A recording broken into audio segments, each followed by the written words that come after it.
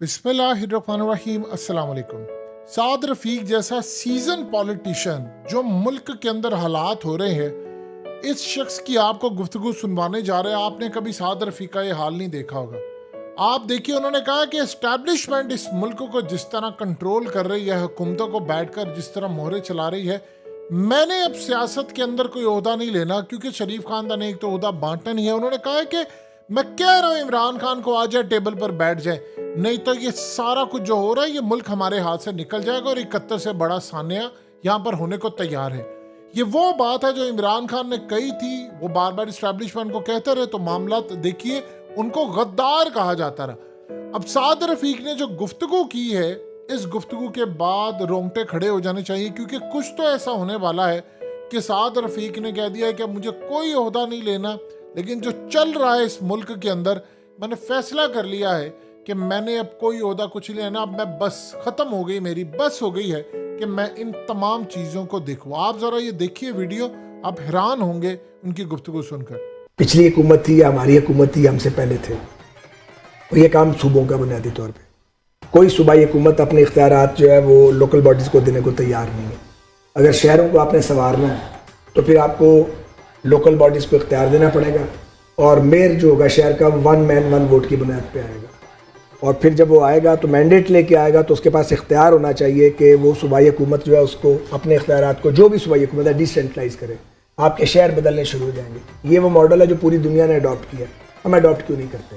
आप यानी कि मेयर का जो इंतखाब है, आप ये तजवीज़ दे रहे हैं कि बराह रास्त उसका इंतखाब हो? मेरी कंसिडर्ड ओपिनियन है कि ये होना चाहिए डायरेक्ट 1 मैन 1 वोट की बुनियाद पे, जैसे एमएनए, यानी कि पहले काउंसलर मुंतखब होते हैं, वो काउंसलर मुंतखब होकर वो अपना मेयर मुंतखब करते हैं। आप कह रहे हैं बराह रास्त एक शख्स आए, वो कहे कि मैं जो है, मैं ये समझता हूँ, ये मेरी ज़ाती राय है।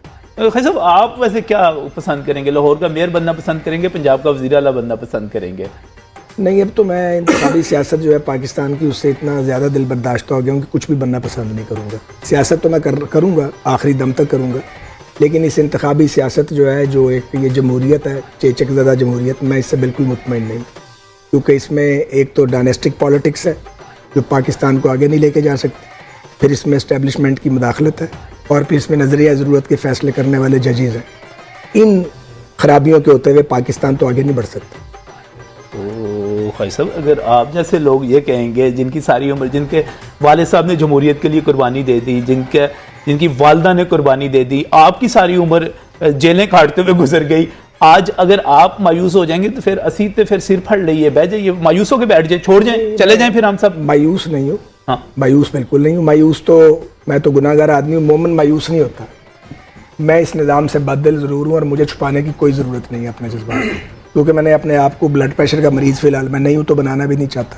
किसी को अच्छा लगे या बुरा लगे, बात वही जो दिल में है वो ज़ुबान पे आनी चाहिए। आप मुझे बहुत अच्छी तरह दोनों ख़ास तौर पे जानते हैं, आज से नहीं जानते, पिछले 30-35 साल से जानते हैं।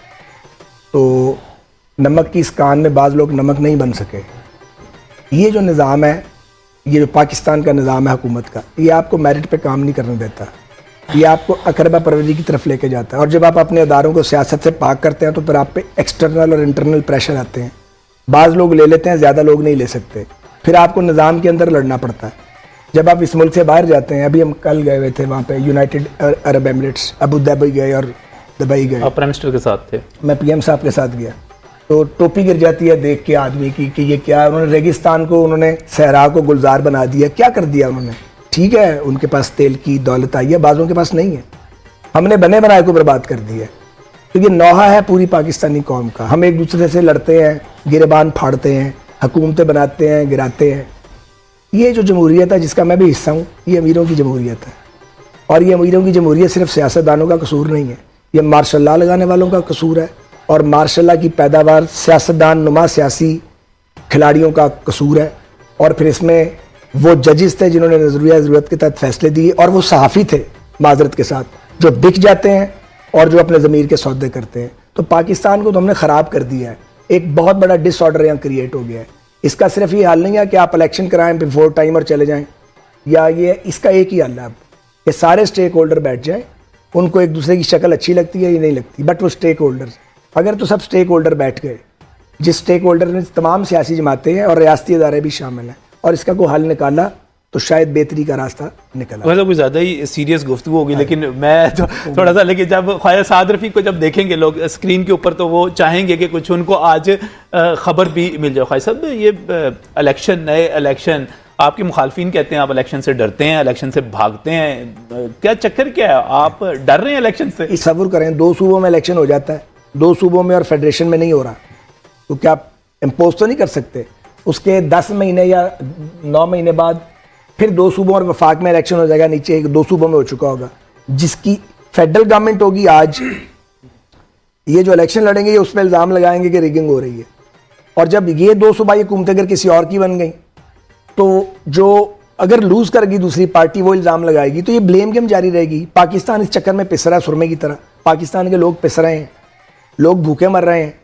ہمیں پڑی ہوئی ہے کہ جناب میری حکومت آ جائے, ان کی چلی جائے, اسی طرح میں ان کی ٹانگ کھینچ لوں, یہ میری ٹانگ کھینچ لے. اس طرح ملک چلتے ہیں, وہ بھی نیوکلیئر اسٹیٹ, 22 کروڑ کا ملک ہے, بھیک مانگنے کے لیے باہر جانا پڑتا ہے, شرم آتی ہے, پسینہ آ جاتا ہے جب آپ پیسے مانگتے ہیں جا کے, 1 ارب ڈالر مانگتے پھرتے ہیں, کیونکہ ملک کو رول اوور کروانے کے لیے جانا پڑتا ہے. حل کیا ہے اس کا؟ حل وہی ہے, حل لڑائی سے نہیں نکلنا. لڑائی آپ کو پتا ہم نے بہت لڑی ہے, آپ نے بھی بڑی لڑی ہے, لکی نے بھی لڑی ہے, اور میں نے تو ہاتھوں سے لڑی ہے. صحیح ہے, جوانی میں لڑائی سے بہت زندگی میں لڑی ہے لڑائی.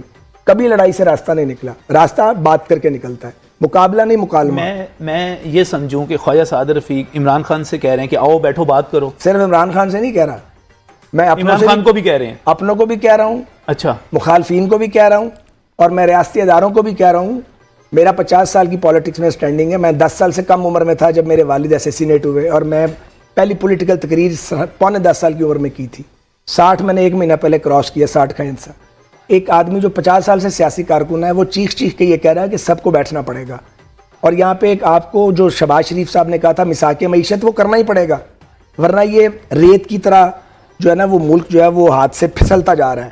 ہمیں اس کا کوئی ادراک ہے کہ ہم کر کیا رہے ہیں اس ملک کے ساتھ؟ کیوں سچ نہ بولا جائے, کیوں کڑوی بات نہ کی جائے, کیوں لوگوں کے ضمیر نہ جھنجھوڑے جائیں؟ کب جھنجھوڑیں گے پھر؟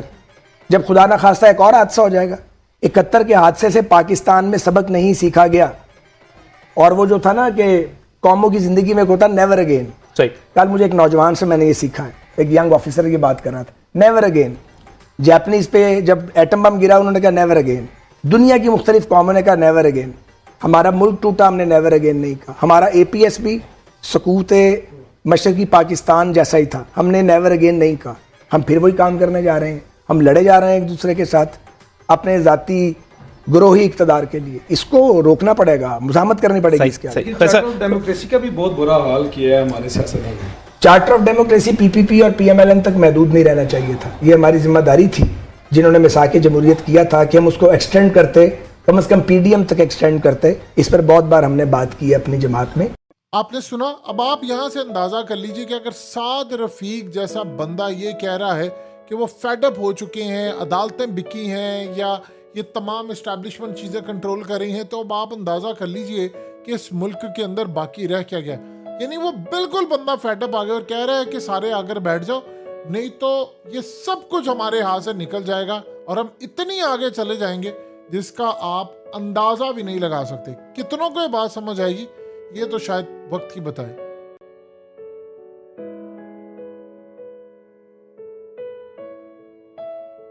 حقیقت ٹی وی کو سبسکرائب کرنا مت بھولیں, ویڈیو کو لائک کریں, شیئر کریں, اور کمنٹ سیکشن میں اپنی رائے کا اظہار ضرور کریں.